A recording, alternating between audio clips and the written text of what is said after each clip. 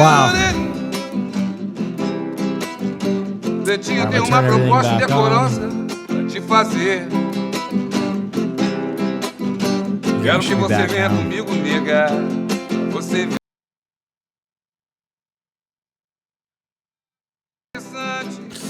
pra gente crescer. Okay. You just watched The Life Aquatic with Steve Zissou, and man, I absolutely fucking adore that movie. And I will admit, I am a Bill Murray super stan. I think he is naturally one of the funniest men who's ever lived, and I think Steve Zissou, like, in a very strange way, might be like the most naturally Bill Murray role he's ever done. Because you can tell there's a good soul in there, but Steve Zissou is just a man who is past his passion and is just down. And he can't find the joy or the passion in his life anymore. And the death of his friend Esteban is kind of like this final insult. And so kind of as a affront to everything he has ever stood for, Steve Zissou sets out on a journey to murder an endangered animal. I love that setup. I know I said that at the beginning of the film, but it really can't be overstated how good that setup really is. It's just so, like, within the first 5 minutes of the movie, it sets the pace so well, where it's like, here is this crew of this, vessel. Thank you so much. Thank you. And they're on this mission and one of them gets eaten. Also, I don't know if you guys noticed, but Esteban is the butler from Royal Tenenbaums as well. He makes an appearance in a lot of Wes Anderson films. But he immediately sets out to be like, I don't care about making a nature documentary. I just want to fucking murder this goddamn shark. And making peace with his son and kind of finding a passion in his life again, and having his son taken away from him, and then reconciling his relationship with his wife. Oak_84 gifted a tier 1 sub to dead_pace. Thank you so much. I think the end is supposed to represent that, like, all of this rage he's kept inside, he kind of like lets go, and he finally finds his passion in life again. And that last scene where he's walking to the boat, I think it shows that Steve is finally Steve again. Like, he's finally found that lost piece of himself. Who is Ned's biological father? Does it matter? I don't think it matters. And ultimately, they kind of insinuate that Steve, like, might know he's shooting blanks. And that's like why he makes up this outlandish excuse that, like, his wife was too old when they were married, even though she was only 33. Like, there are some details there where, I think Steve has some real problems with himself. And so the expression is don't look a gift horse in the mouth. I think Steve was looking for a son and he was given a son. And so he didn't really kind of pour into it too much. And ultimately he had to reconcile with what it meant to be a father, to be someone who's looked up to. And at the end, you kind of see him embrace that as he takes Klaus's nephew on his shoulders. But this movie is so rad. I think a big part of why I like this movie more than most Wes Anderson films. That's Thank you cool. so much. Is that it was co-written with Noah Baumbach. You might know Noah Baumbach from Marriage Story or Frances Ha or White Noise or The Squid and the Whale. Noah Baumbach is a fantastic filmmaker and writer. And I think a lot of times I watch Wes Anderson films and they're like so robotic in the way that they're delivered. And obviously this movie has a little bit of like that stage play element to it, but I think it's so humanized, and all the characters in Life Aquatic, even though it's such a bizarre film with such crazy sets and stop motion, they all still feel so real and so vibrant and well developed. The other thing I will say about this movie is of all the Wes Anderson films that have insane casts, I think Life Aquatic might have the most insane. This cast is just so like perfect, and like everybody is so good in their role. Willem Dafoe as Klaus is so good. Honestly, every time I watch it, I think Jeff Goldblum kind of steals the show as Alistair Hennessy. He's so fucking funny. That line where he goes, "Steve, are you coming to save me?" And he goes, fold, and it's immediately shot in the chest. It's so fucking good, man. Oh my God. Absolutely perfect comedic timing. As I mentioned before the film, I know a lot of you are seeing this for the first time, but I have to say, in a line of films where Wes Anderson routinely has some of the best soundtracks in film, period. Like Wes Anderson's taste in music is impeccable, and he loves to kind of go crate digging for like those 60s and 70s and 80s rock classics. But this movie feels like the pinnacle of the Wes Anderson soundtrack, because he has so much like incredible soundtrack. And then beyond that, he has so many Bowie songs, right? Which is great.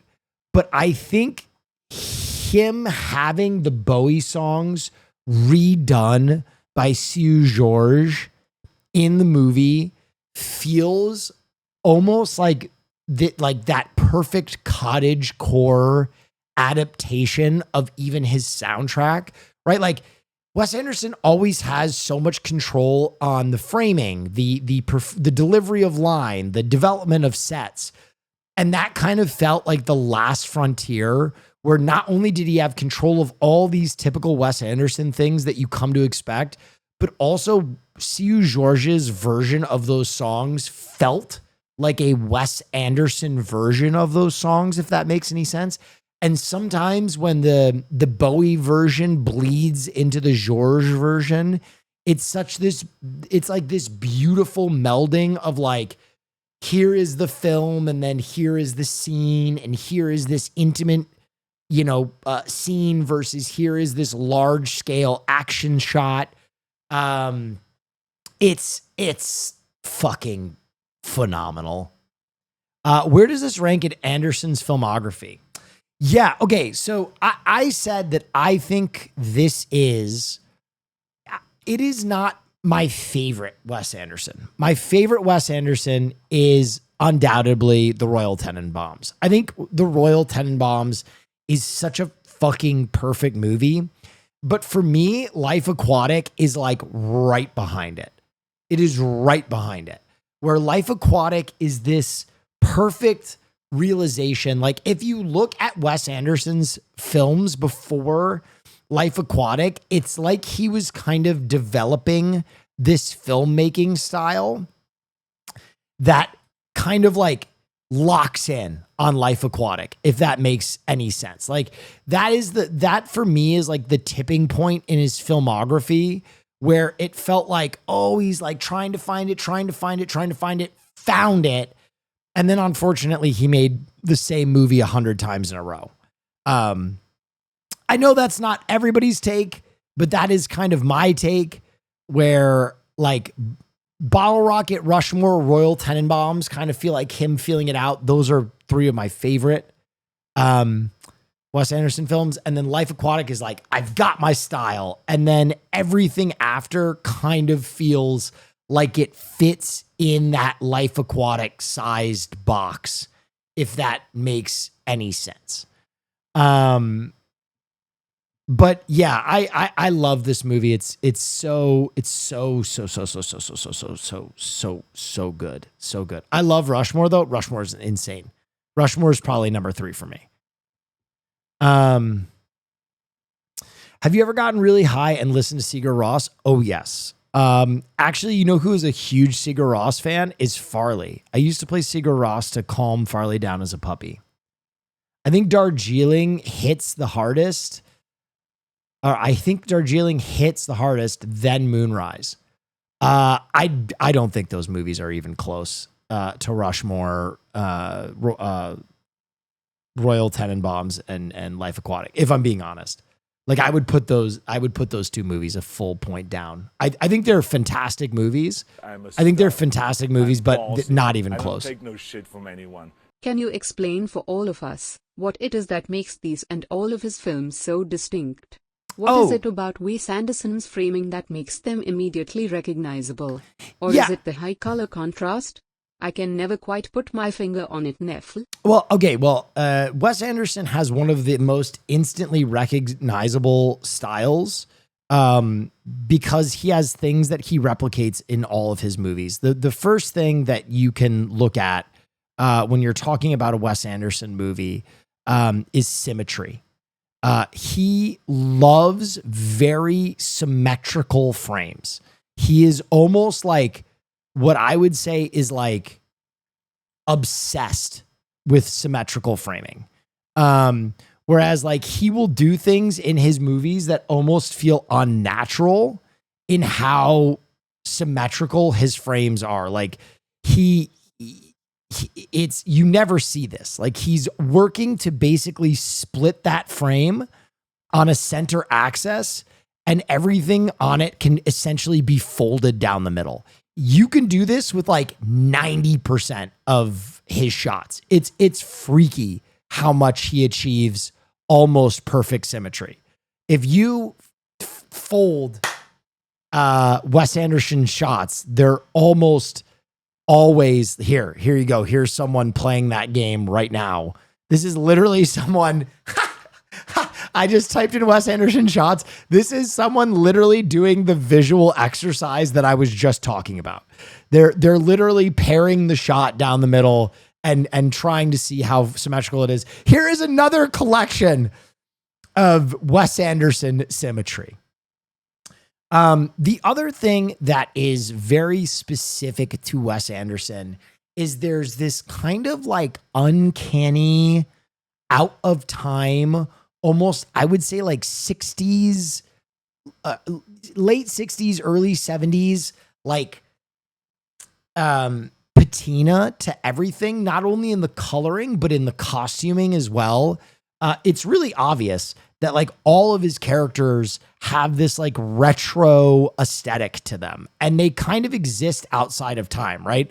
A lot of his movies, they don't explicitly say when they are, but the costuming in the film feels so like 60s, 70s, where you're like, when the fuck is this, right? Like Royal Tenenbaums is supposed to be a modern film, but the tennis star in it looks like Bjorn Borg.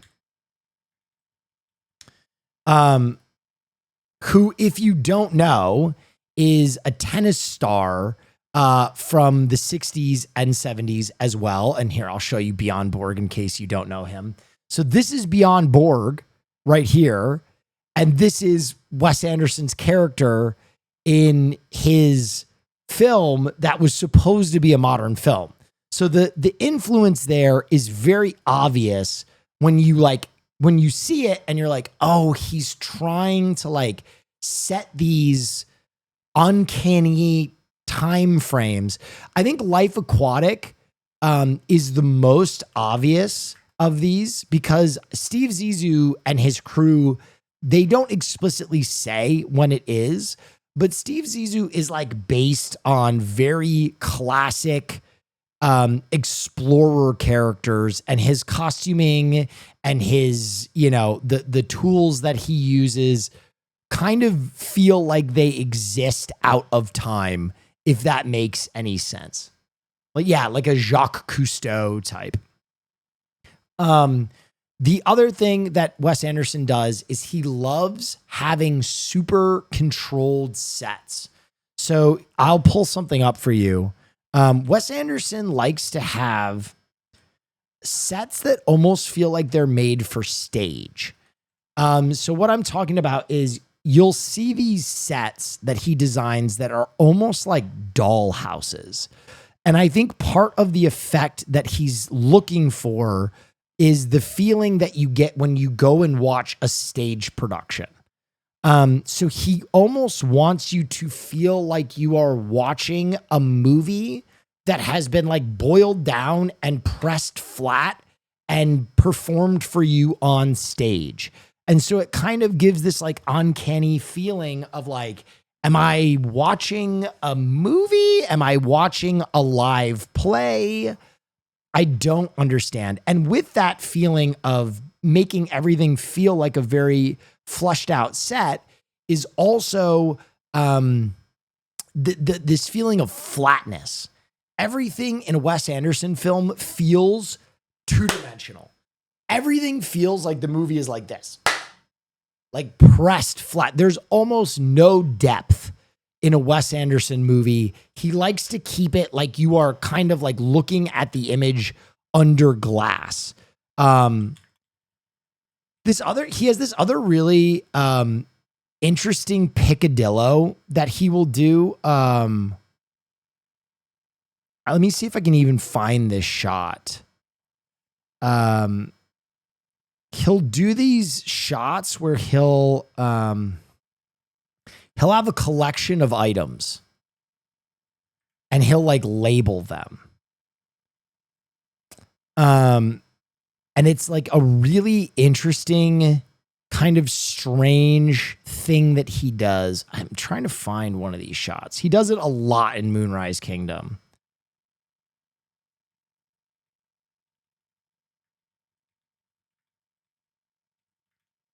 But it's almost like a cataloging of like items.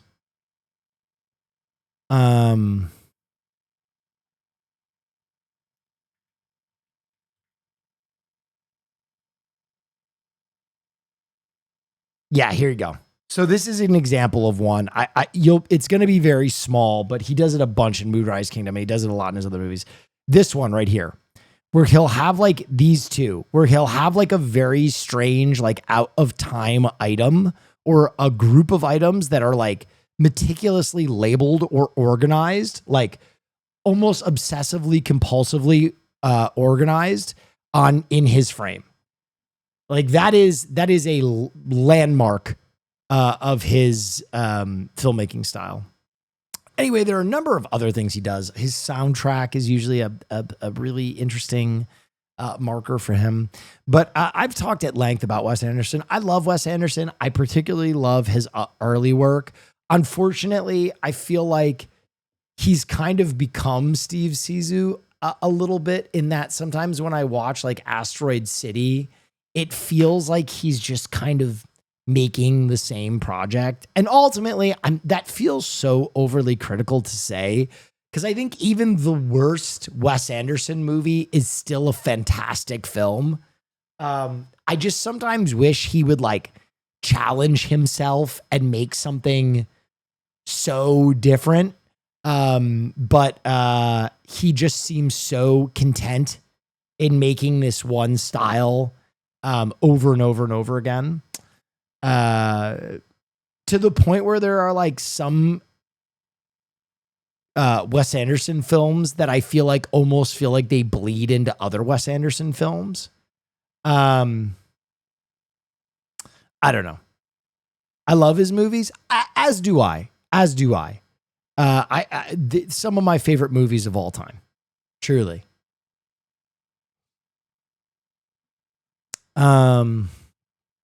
Did you see the Phoenician Scheme? I didn't see the Phoenician Scheme yet. I heard it was mid, but I have to watch it.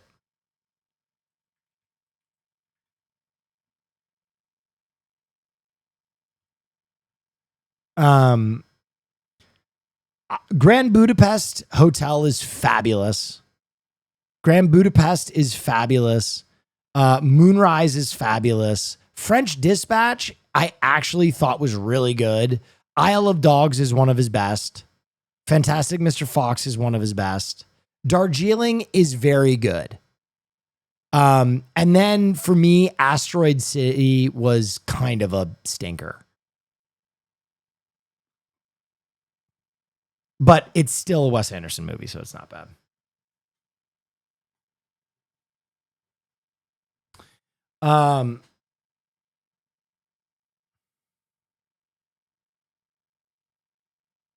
No Rushmore. Oh, I already talked about Rushmore. I literally, have you been watching? I literally talked about Rushmore like 15 minutes ago. I literally said that his early work, I think, is his best. I think his best three movies, and I'll say this one more time, Life Aquatic, Rushmore, Royal Tenenbaums. And I think Royal Tenenbaums is his best movie. And I think Royal Tenenbaums is probably one of the best 20 movies of all time. Like Royal Tenenbaums is an absolute triumph. It just is funny, poignant, beautiful from the beginning to the end. Okay, so I've given my little diatribe. Phoenician Scheme, literally about a rich guy with slaves who decides to pay the minimum wage and pat himself on the back. Ooh. Anyway, I've done my little spiel that I do. I did my 20 minutes, and now I open it up to you guys. Who is your favorite producer? What does that mean? Like music producer or like film producer? Because film producers, all they do is hand people money. There's no talent involved with being a film producer. But if you guys have any questions, you can open it up. Film producer? I don't know who's spent their money the best. I guess A24 would potentially be like a production company.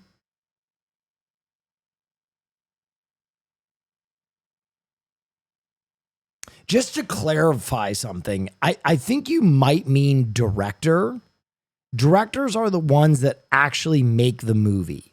In film lingo, a film producer is their only job is to bring the director a bag of money. That on a film set, that is the producer's only job. So when it says like produced by, I don't know, like Clint Eastwood or whatever, that just means that Clint Eastwood like believed in a younger director and the script and brought them a big bag of money and was like, make this movie. That's not true. Yes, it is. I mean, there are some people like, what's his name? Jordan Peele. Like Jordan Peele will have input, but he's not going to have like final cut on a script or like he's not going to edit the film. He like will give he'll give like maybe some mentorship, but he really doesn't have any like final creative control on the project. It just depends. It does not. You guys are talking out of your ass right now. There are like very rare instances where a producer has finished or like worked on a movie. The one example I can think of, that is like a good example of what you are saying is, oh God, what is the movie that Steven Spielberg produced and had to take over directing like halfway through it?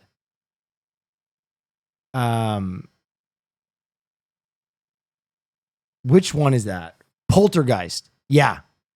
That is like the one example I can think of where a producer like was making really like impactful art decisions as a producer, to to like save a film from a director who's like crashing, basically. Do it, lady. No, I mean film producer. I'm looking at a film program, and this is a question. I always found it hard to answer because they are unsung people of film, and as I am aware, producers drive the story from the beginning to the end, and then the directors make it. No, that's wholly untrue. That is, they do not drive the story. I don't know who told you that. No film program in the world will teach you that, though.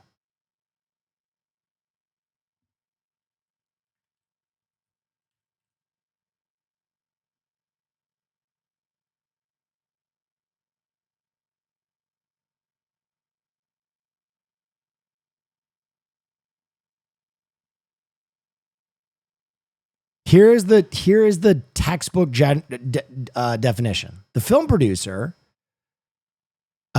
is employed or owns a production company independently or through work, oversees and manages film production.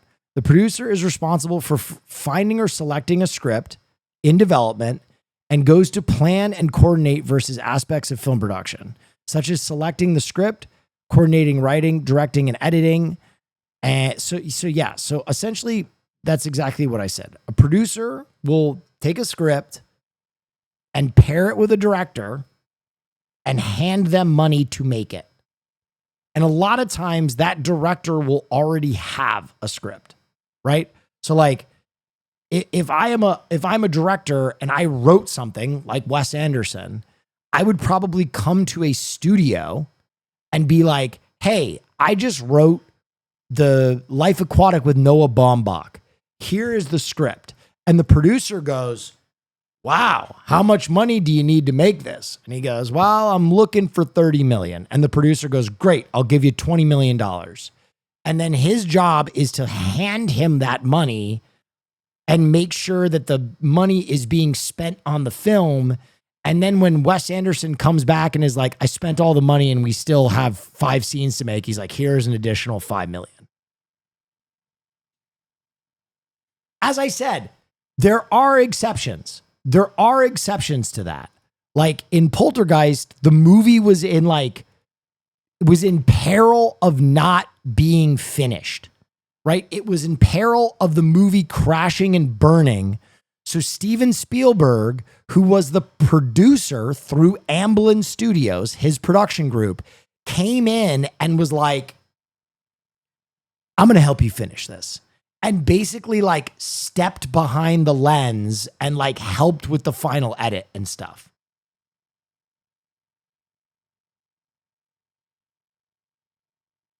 Like I know Barry Osborne as a producer on Lord of the Rings was supposedly very involved in the use of color grading as a new technology because he worked with the guy who did it in The Matrix or something like that. I mean, sure. Then yeah, Barry Osborne should be a good example of your favorite producer. It's just okay. Can I be so for real? Asking who your favorite film producer is, individual, not company, is kind of like asking a baseball fan who their favorite umpire is. Where it's like, it is true that they participate in baseball and they have an effect on the game. And you could have a preference for one, you know, like this guy has the best out call in baseball. See, right. Like, I don't think many like sports commentators are going to immediately be like, oh yeah, of course. It's kind of a tangential. I mean, it's an interesting question. It's a very high level question.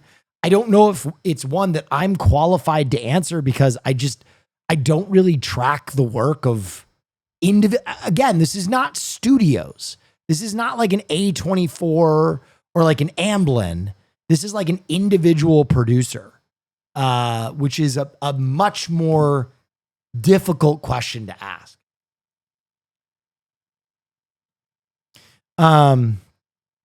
I hope I answered that well. I didn't mean to belittle your question in any way. It's a fascinating question, and I hope I gave you like a good example with Poltergeist and stuff.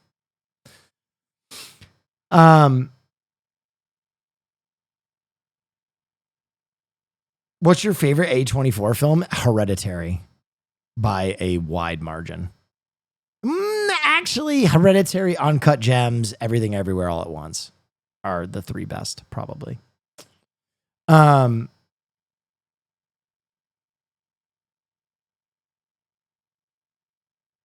sent me a link that is, I don't know, it's just nothing. Who's your favorite director, alive or dead? It's Kubrick. It should be Kubrick for everybody.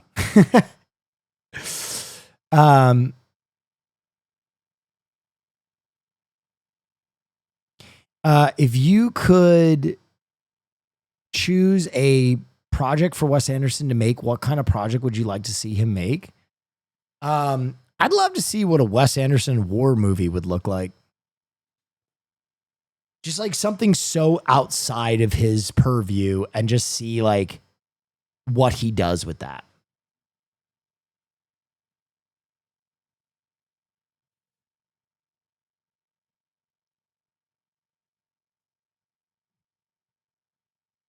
No, I honestly, here, I'll answer again because I think we effed.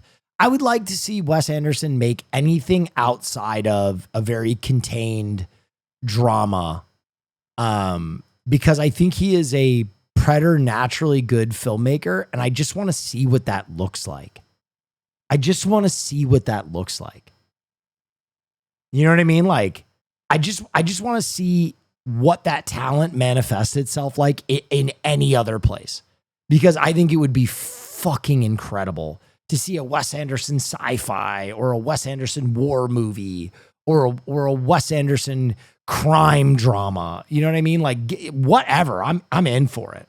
A Wes Anderson horror.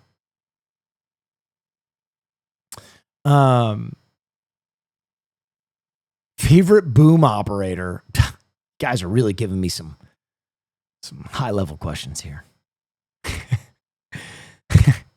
Have you ever watched a silent film from film night? Yes. Can you touch on the fact that Steve is a irredeemable scumbag for leaving Cody on the island? Well, I think that's not Steve's decision. Steve wants to go back for Cody. It's everybody else that doesn't.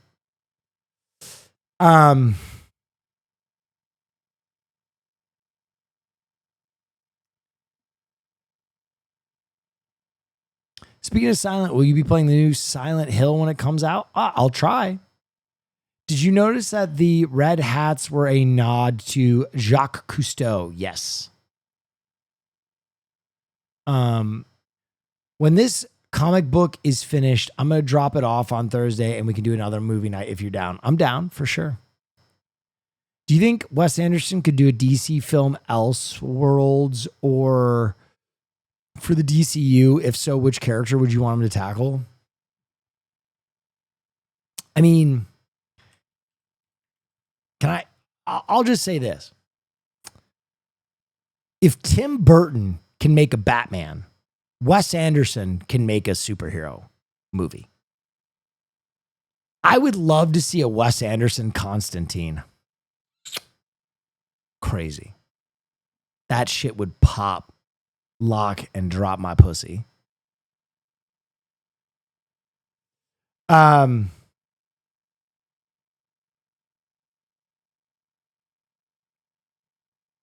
What is your take on Asteroid City, and how many times have you watched it? I initially very much disliked it until I rewatched it the second time, watched it a total of 5 times, and loved it more each time. I've watched it twice, once by myself, once with Caroline, and ultimately to me, I think it feels like the most masturbatory of any Wes Anderson film ever.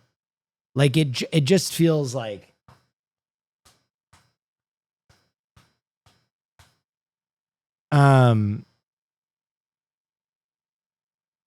it's like a script. It's like a play. It's like a movie, and they're like everything is self-referential, and everything is flat, and everything is like a stage play. Everything feels super wooden. There's almost like so much control in Asteroid City that I feel like, I'll be honest, when you can take this cast and make them all act poorly, you've done something perverse.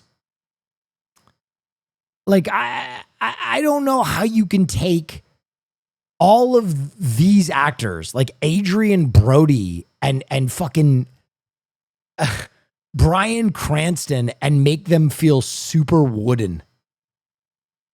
I just can't vibe with that film. Honestly, I think that's where Wes Anderson started to lose me, is like,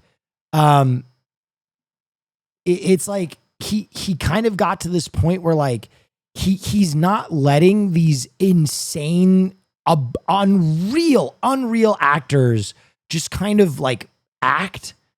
Like if you think of Steve Zissou in this film versus like Steve Carell in Asteroid City, like the distance between those two performances is crazy, if that makes any sense.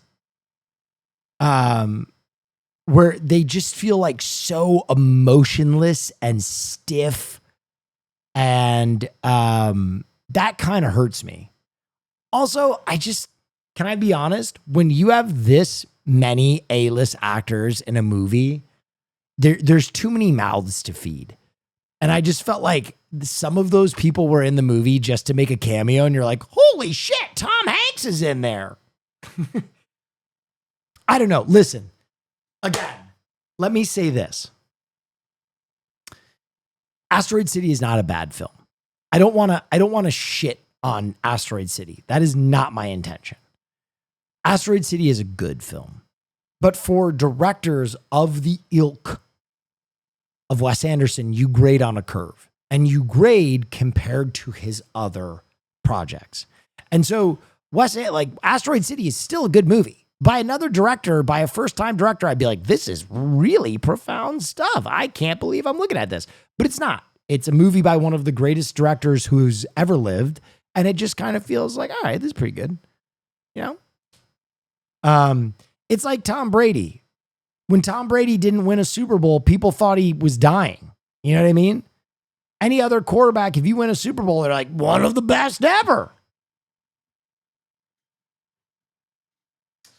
I hate to ask about unrelated movies, but for October, are we going to watch early 2000s fun slop horror like The Faculty or Jason X? Yes, we watched Faculty last year.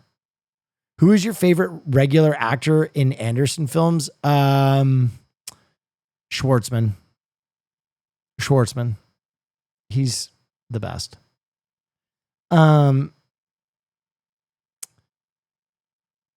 Is there a movie you thought would be shit that was surprisingly good? Bring Her Back. I didn't think it would be shit, but I didn't think it would be one of the best horror movies I've ever watched.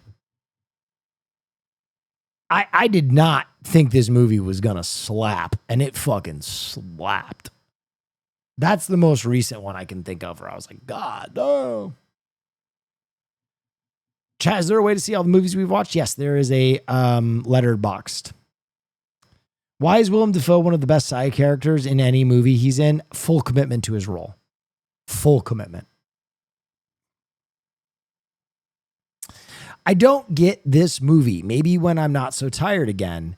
This is my second time I saw it. Yeah, I think ultimately Steve Zissou is a character that will put a lot of people off.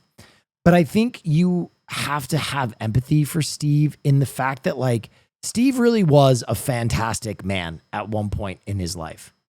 And you're seeing him at the low point of his life. I think we forget that people exist on a continuum, and time is one of the axes of our life.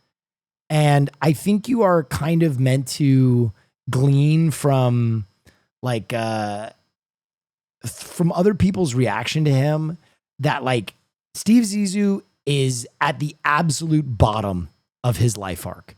Like he's burnt everyone out. He has no passion.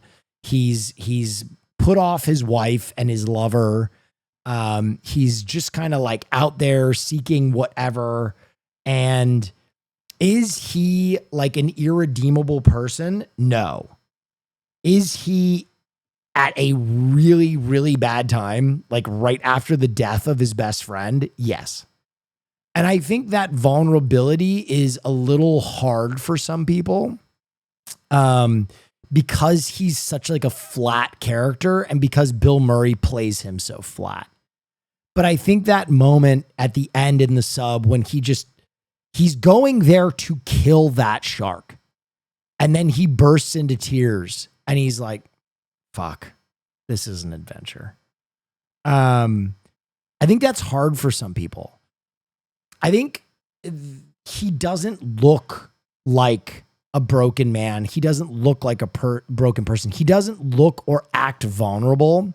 But I think that's hard for some people. Some people's vulnerability is very different, right? Like that's one thing you'll learn as you get older is like some people's vulnerability looks like tears and quiet loathing, and other people like their trauma and their grief expresses itself in like really horrible behavior just because they're looking to feel anything and they're like just lashing out at anyone and everything. And you forget that like if you dial back from the humor of this movie, the opening scene is a man doing his life's mission, and during that watching his best friend be consumed by a shark on a mission he put him on.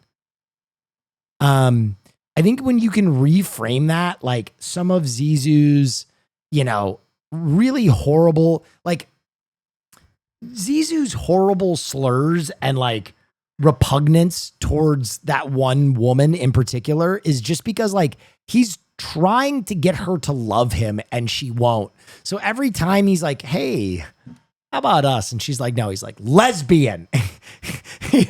That's just, he's like this really strange character in this sense that like he's trying to make himself vulnerable and like connect with someone and she's pushing him away. And he's like, what's wrong with me? And you can also see like actually how fragile he is.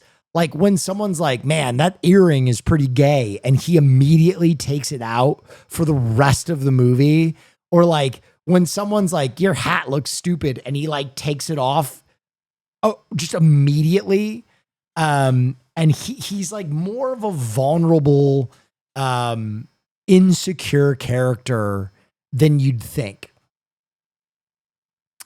Anyway, that's my take on it. The scene on the sub at the end where they all place their hands on their shoulder in support for him when he cries is so hard hitting, getting connection he wanted when he becomes the most vulnerable. Exactly. And I think that's it. Like he finally had to be honest about his vulnerability, right? Like the movie starts with him like, what's the scientific purpose of killing that shark? And he's like, revenge. Like revenge is a fruitless pursuit in and of itself, right? Emotionally well-adjusted people do not seek revenge, right? Like when we think of the most high-minded people that have existed in religious dogma, they're all like, turn the other cheek. Accept it onto yourself. Fear leads to anger. Anger leads to the dark side. And Steve is like the opposite of that. He's hot at the beginning of this movie.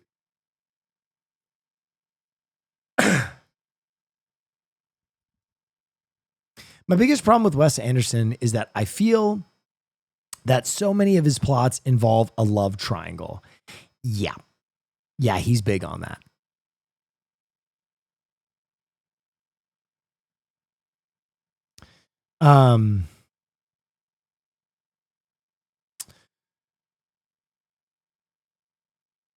I heard you say a while ago you were waiting to watch silent film on stream and it could go with October vibes. Have you watched Begotten? Weird experimental stoic film. No, I have not watched this. This looks absolutely fucking terrifying. Might have to check this out.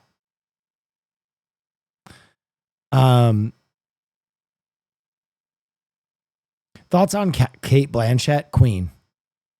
Absolute fucking queen. Like, never been in a bad role, really. Can play anything. Still doing it. What elements of Wes Anderson's style do you think he found or refined with this film? In what way do you think he hit his stride here versus his earlier films? So the movies before this are Rushmore, Bottle Rocket, and The Royal Tenenbaums. If you look at that symmetry of frame, this is where he achieves that. If you look at his soundtracks, this is the one he really locks in on. When you look at his set design, this is really that first like flat, almost like stage set. He also uses claymation or stop motion for the first time in this film. Kind of the absurdist reality, like Steve Zissou firing a gun that has limitless bullets, or any of those kind of little details, I think are like all of the things that he achieved.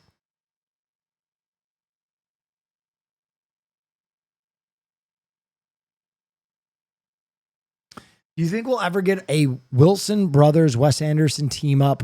I feel like they're the heart he's missing now. Maybe. I don't know. How did you interpret the scene where Bill Murray says, I wonder if he remembers me? On one hand, it could be him remembering if his friend would still remember him. On the other hand, it could be if the shark remembers the way he remembers it. In his eyes, the shark stole years of his life when he ate his friend. He spent I think it's the latter. I don't think it's remembering his friend. I think it's the shark had this enormously impactful moment on his life, and the shark is a shark. But you know, it's so important to Steve. It's so fucking important to Steve. And it's kind of like Captain Nemo and the white whale, where it's like an obsession. And he's like, I wonder if he thinks of me at all.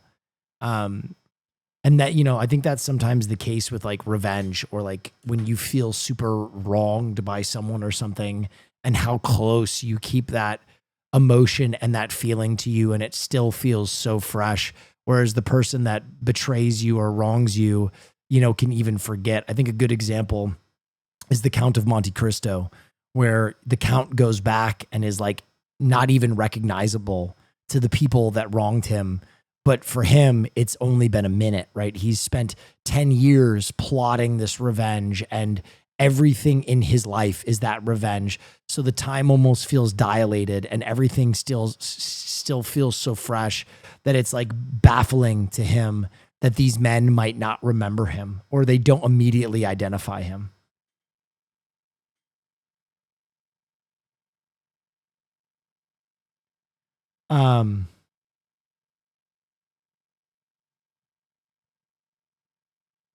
Count of Monte Cristo is so underrated, brother. The new one, the French one, was crazy.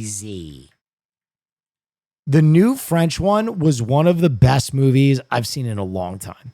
And we will never watch this on stream because it's fucking 3 hour plus long movie. But that shit bounced on it.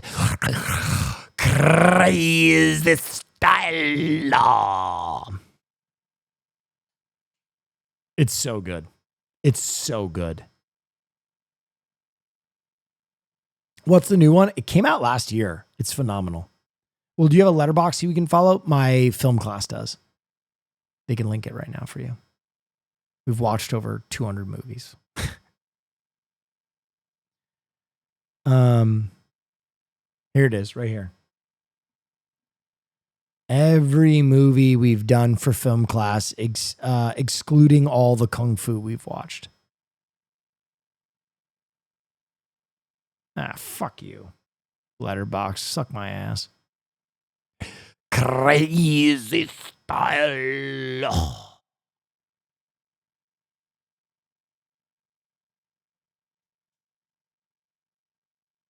It's an S tier bookmark for when you can't decide what to watch. Truly, truly, truly. This week's movie was an absolute banger. Who watched it for the first time and liked it? I know a lot of people have left. A lot of people leave for the class part of film class. Have you ever heard the film theory about Life Aquatic? No, tell me. What's the fan theory?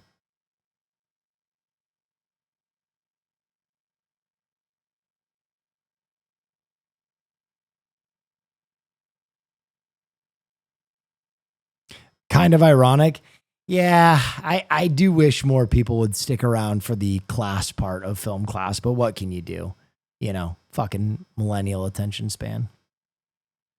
But you are the real ones, ladies and gentlemen. You are the real ones. It's late as fuck, to be honest. True.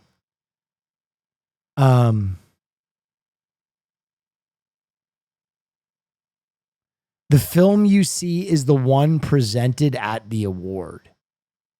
Oh, I don't even think that's really a theory. I think that's pretty explicitly stated. I think it's different, same but different.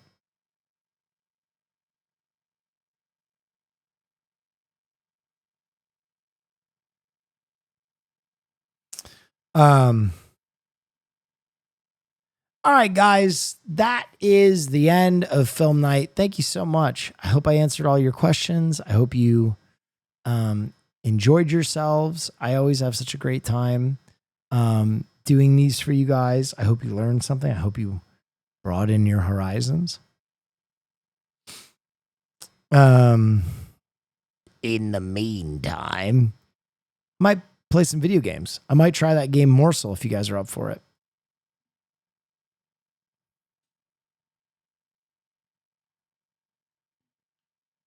Cobblemon's over. Cobblemon is over. Ultimately, next put me too far behind to ever get back into Cobblemon. I fell too far behind the pack and I couldn't catch up.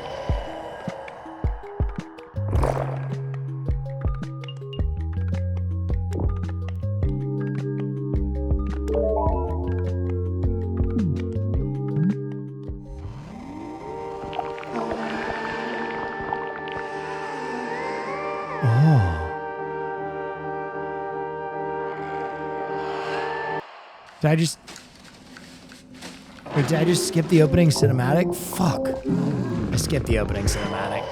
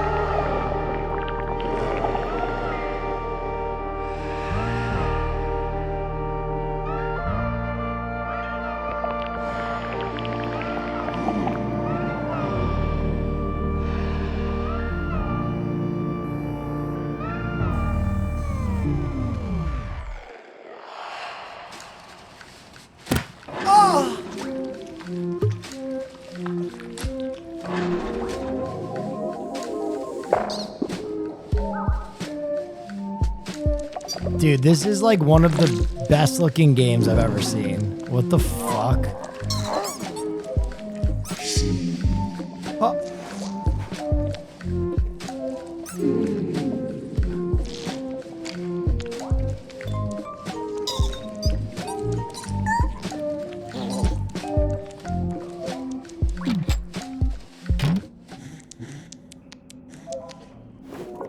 Whoa. Bonus cheese? Choose your morsel? We gotta go poop style. Oh. Dude, if this is like Binding of Isaac, I'm gonna fucking freak out. Dude, oh god, if this is like Isaac, I'm gonna fucking go crazy. Do you get to get builds like Isaac?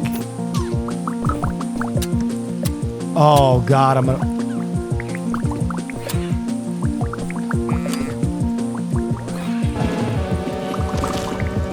Yeah, you like that? Yeah, you like that shit? Oh my god. Oh my god, this is the best game I've played in forever. Oh my god, finally. You know that new sound you've been looking for? Well, listen to this.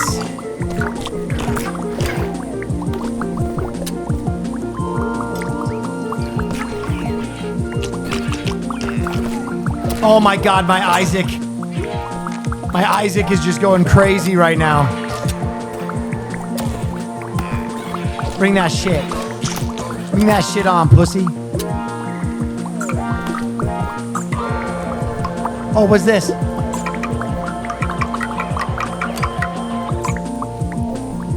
What is this?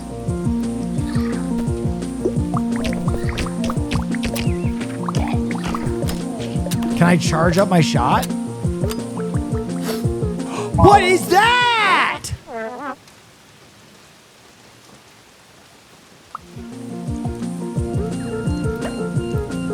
Was that my special?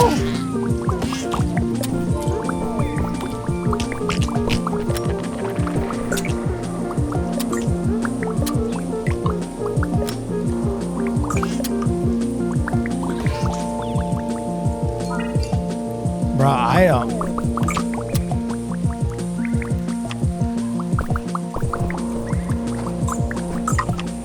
Fuck you and your mama.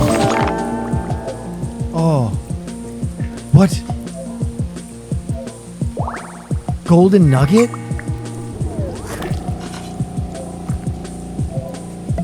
What am I?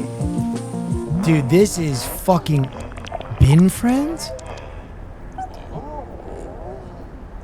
What?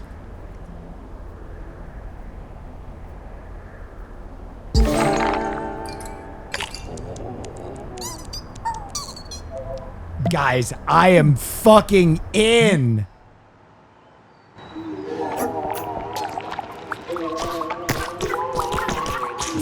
This is that sound I have been looking for. Dude, Isaac fans are gonna tweak on this.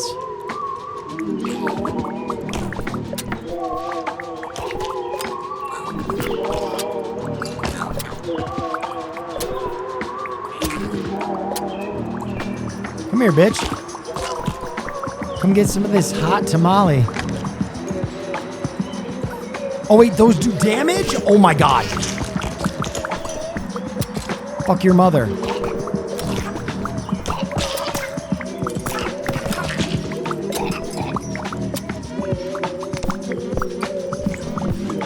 Holy shit.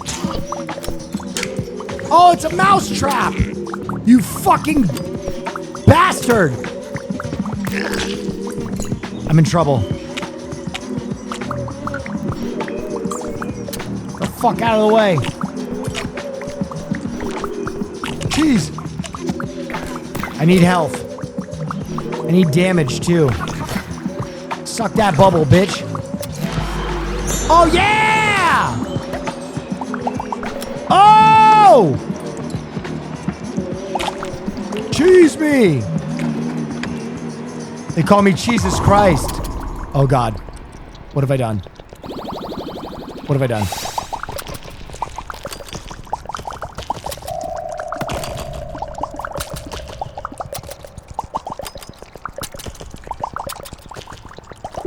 No! Berserk?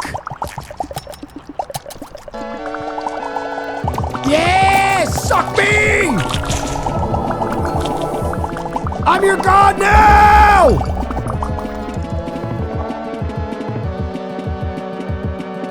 What?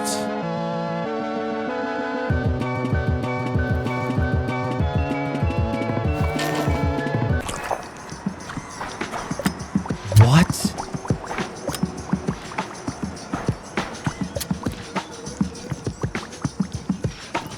Wait, see his guidebook. Oh!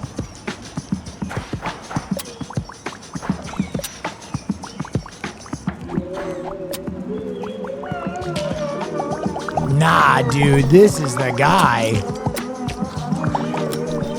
Oh. Ow. Fuck off, you motherfucker. I gotta go this. Oh.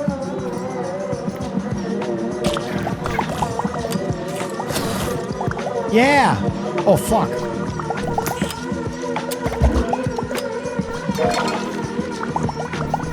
Oh my god. Give me the cheese.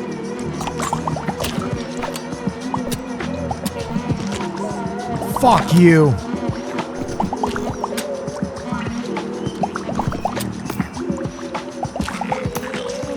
Dude, a melee class feels so bad in this game. What the fuck? Oh.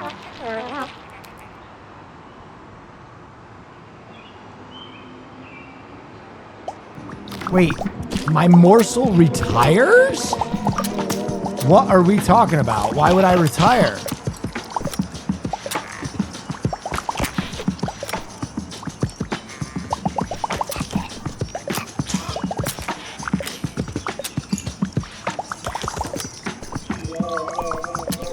Fuck you. Rat fuck. Caps on XP? No. Oh, fuck.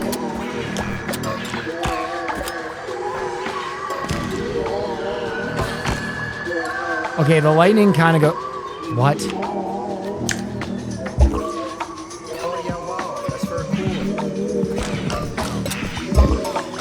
The fuck is... What? He one-shot me?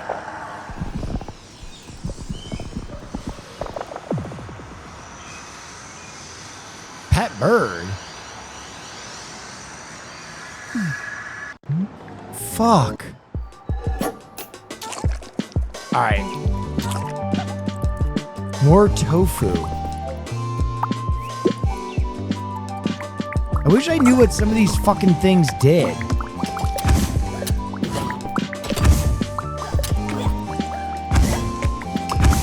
I'm not even hitting that thing.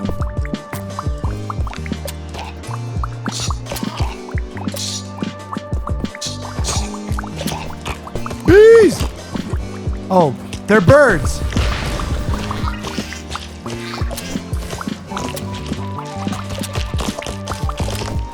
Kind of slapping this cock around. Oh, no.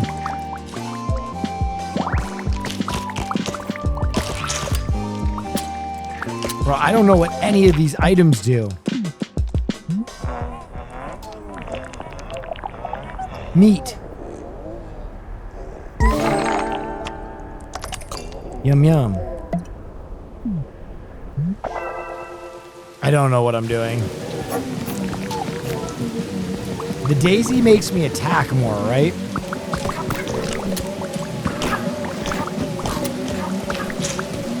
Give me that.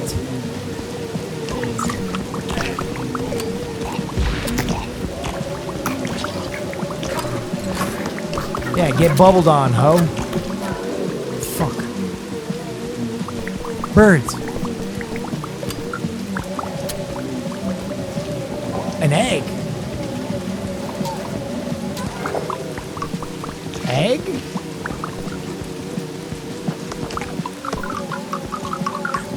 Fuck.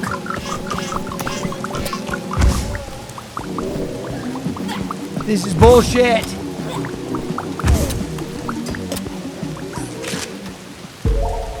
Fuck. I'm about to gain a level? Nice. All right, what happens? Okay. Starting to learn. Give me this daisy. Oh yeah, wow, that's very cool. Fuck out of here. Oh, lag.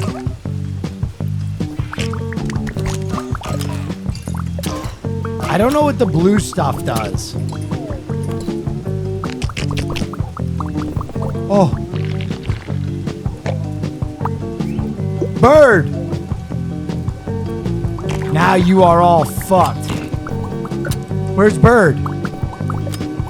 Wait, I thought I had Bird.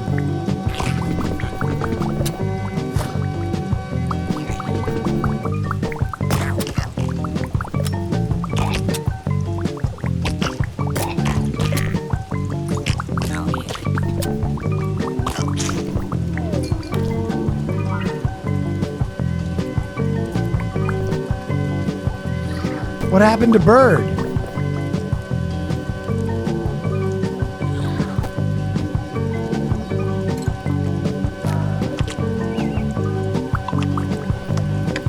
And I don't know what hurts you. What does this do? What does ticket do?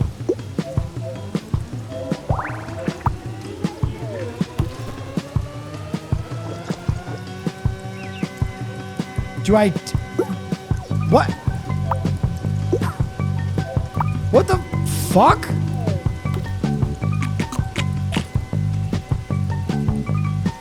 Do I take this here?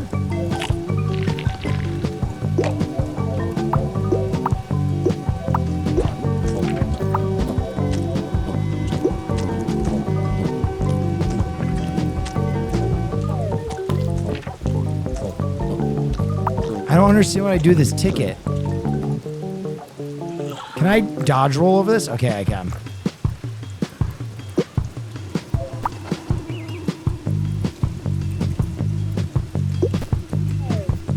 Wait, why can't I leave?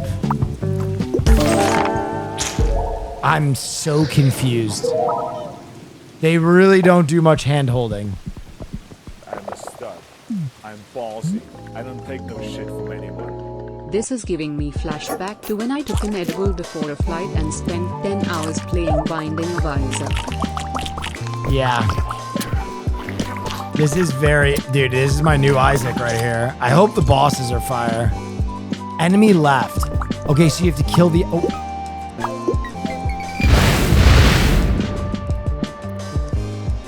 What the fuck is the point of that?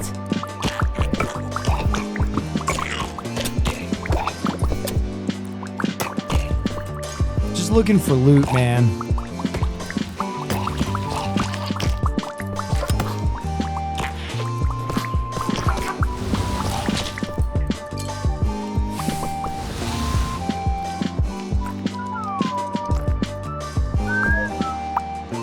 Alright, now we know what this fucking does. Fuck you. What? Well, what is that?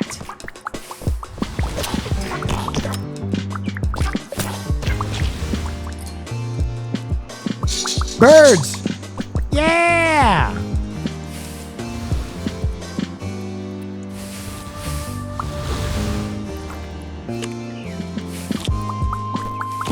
Yeah, suck it, bitch. Okay.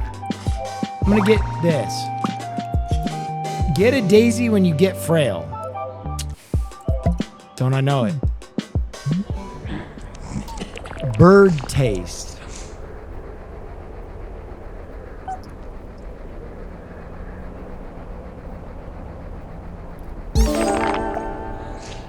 Deliver an order. Okay.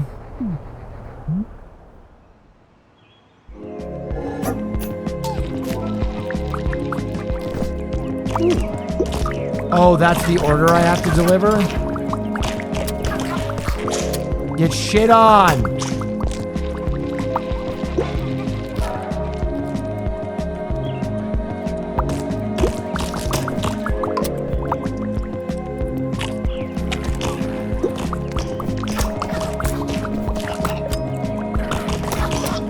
taking him to school right now. Gotta use my special. Fucked idiot. No! Pizza! Did I fuck up?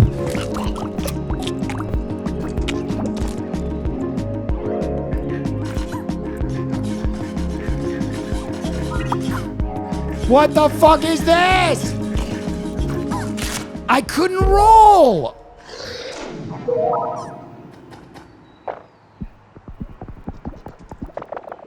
Okay.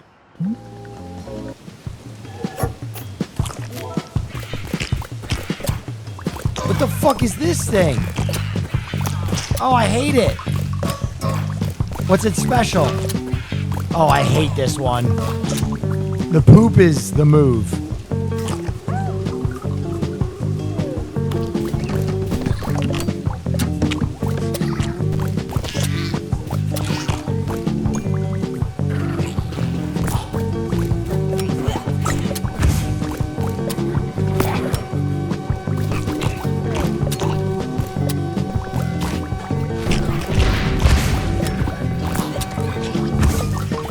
Whoa!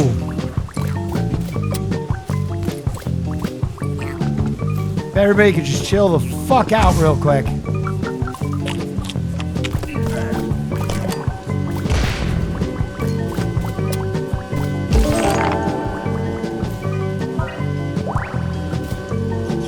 Dead creatures become ghosts?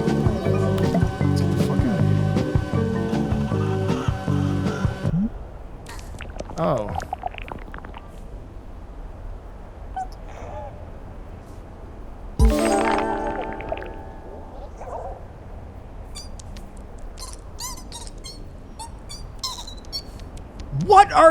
What are these encounters?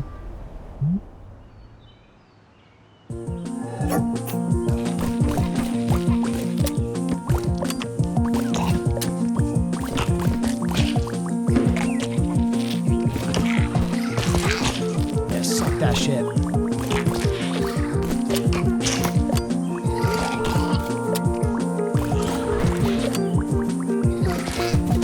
Oh, my ghosts are kind of slapping on them. Do they hurt me? No, they hurt them, though. Bird? Flew away immediately. Great.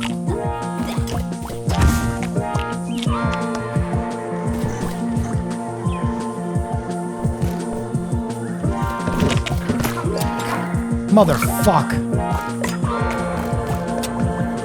Suck that.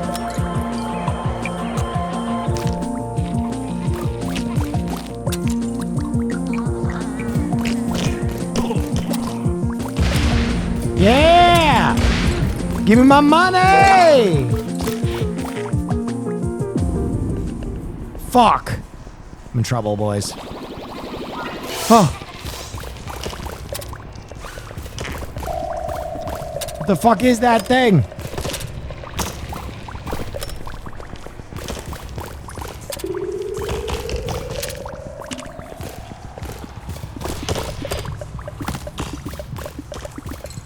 Suck on that ghost, bitch.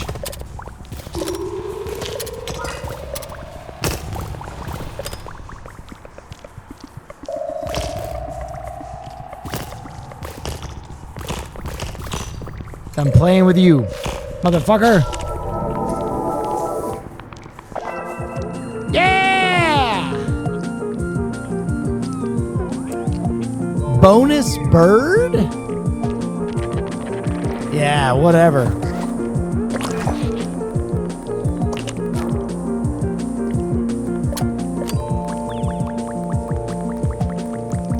What the fuck is that?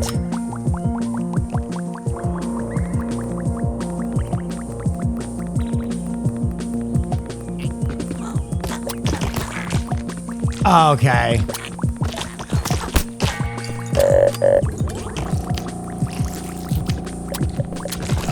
What in the fuck?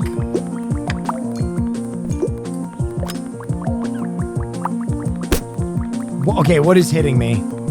This one sucks. Hi, Caroline.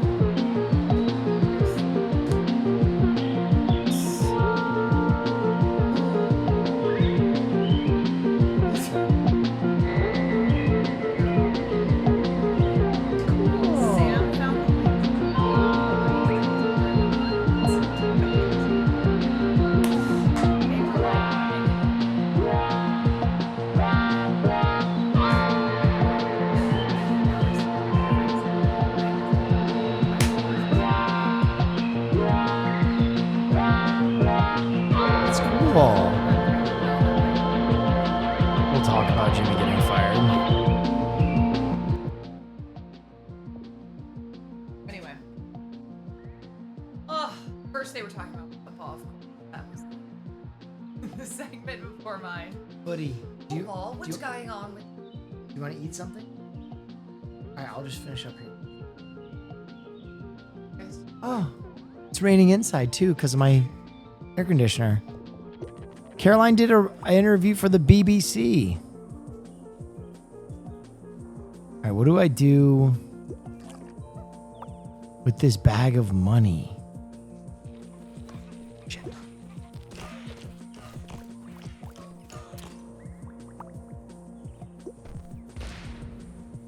Oh. No.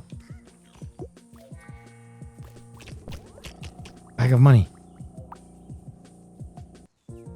Do I have to take it with me? I don't understand. How do I redeem? I'm taking the gum.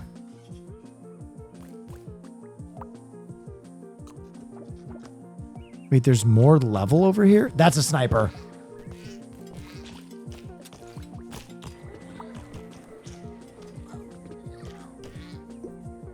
What are we doing? Oh.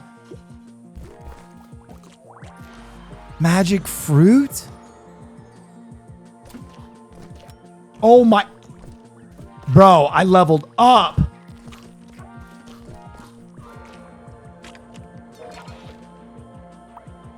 Sewer? Oh God. Sniper. Do I take this with me? I don't understand what I do with that. I gotta turn up the music again.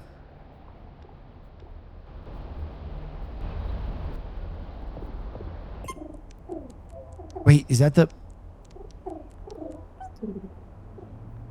feather friendship? Birds are now your friends. Birds are my friends.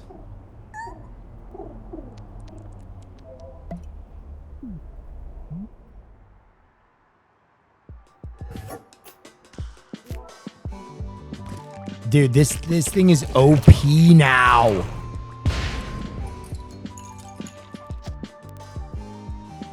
I'm worried that it's going to be like retired. I don't know what that fucking means. Like, do I have to switch it out? Because I would fucking hate that.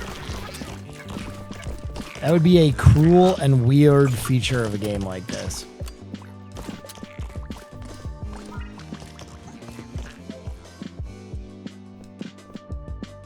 I don't have one.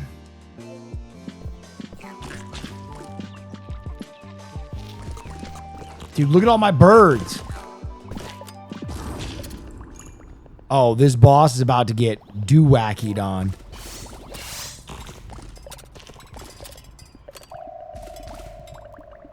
This motherfucker.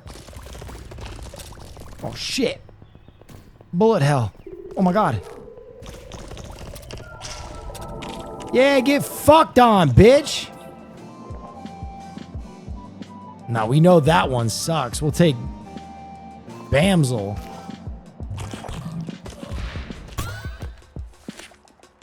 Oh. It's a bunch of bombs. Crit every 9th hit. Homing bullets. Whoa.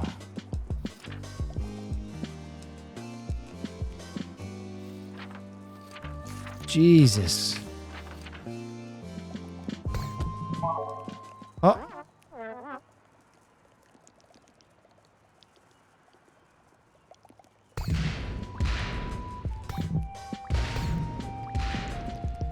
It's a fucking bomb? I'm gonna stay with this guy. This guy seems like the shit.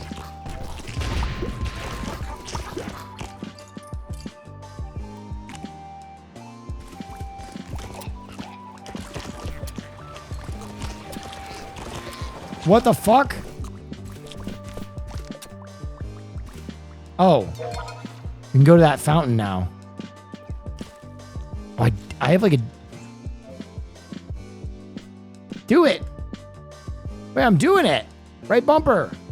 Do I have to be a different morsel?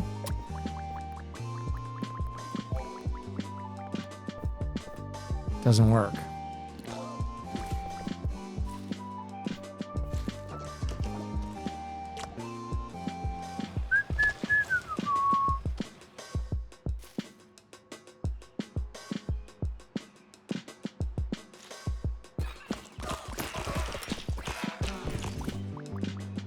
Where's the ladder out of here? Supposed to go this way. Bird!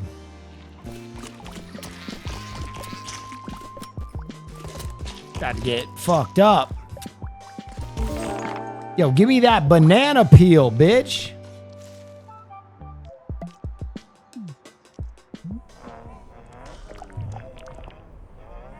We got a random bric-a-brac? Give me that random bric-a-brac. Oh, lucky you. Nice. Wait, I'm kind of cooking these hoes right now. What the fuck? Not welcome.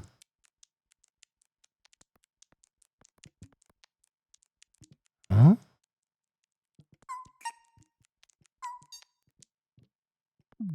What the fuck?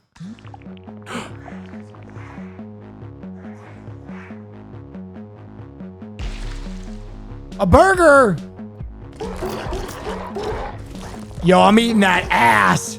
I knew I was OP. He was not ready. My boy was not ready. Woo! Perfect.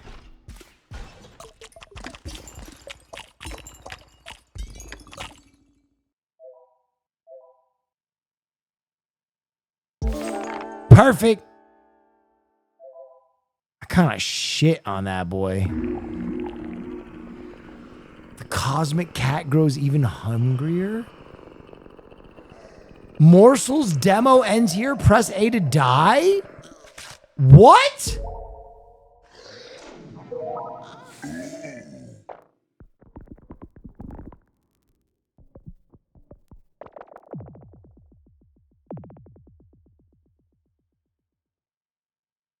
What?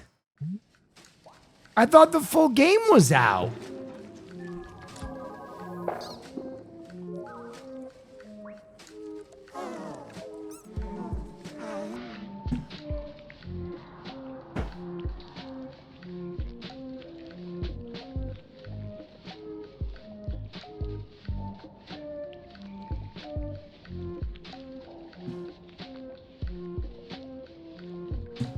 I was literally about to no life that. That's crazy what just happened to me. I would just cut down to my fucking prime. I was just cut down in my fucking prime. I was just taken out back and shot in the face. I can't believe that just fucking happened. Wow. Wow, wow, wow, wow, wow, wow. Wow, wow, wow, wow, wow. Okay. Okay, I see. All right, I'm gonna send you guys over to Wake. I haven't sent you to Wake in a while.